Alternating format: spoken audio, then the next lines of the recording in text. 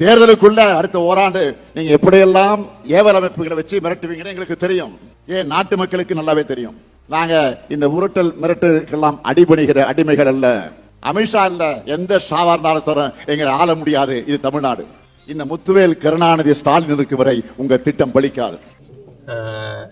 நேற்றைய முன்தினம் C voters மக்களிடம் கேட்ட கருத்து கணிப்பு வெளியாகிருக்கு.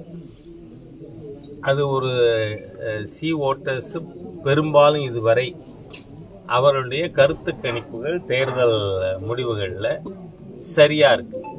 எக்ஸாக்டா இருந்தாலும் சரி, இல்லை நியர் டு ரியாலிட்டி அந்த மாதிரி தான் அவங்க.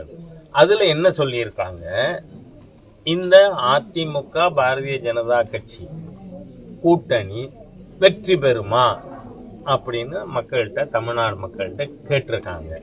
அதுக்கு டெஃபினட்டா வெற்றி பெறும் அப்படின்னு 36% மக்களும், மோஸ்ட் லைக்லி டு வின் அப்படின்னு 17% மக்களும், மொத்தம் பார்த்தீங்கன்னா 53% மக்கள் இப்பொழுது மாண்புமிகு உள்துறை அமைச்சர் அமித்ஷா அவர்கள் உருவாக்கி இருக்கின்றார். ஏன்னா அன்னைக்கு அமித்ஷா அவர்கள் வந்தார், கண்டார், வென்றார்.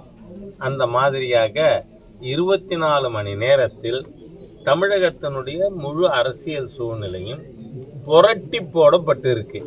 இது பார்த்து நம்ம முதலமைச்சர் அவர்களுக்கு பைத்தியமே பிடிச்சி, அதனால அவர் திருத்தணியில என்னவெல்லாம பேசியிருக்கார்.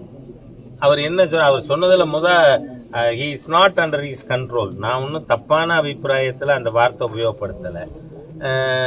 என்ன சொல்லியிருக்காரு அதில் பேசும்பொழுது, அமித்ஷாவாக இருந்தாலும் சரி, எந்த ஷாவாக இருந்தாலும் சரி, எங்களை ஒன்றும் அசைக்க முடியாதுன்னு.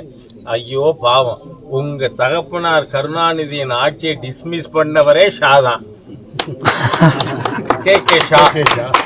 அன்னைக்கு கவர்னரா இருந்த கே ஷா தான் உங்க தகப்பனார் ஆட்சியை ஊழலுக்காக டிஸ்மிஸ் பண்ணார்.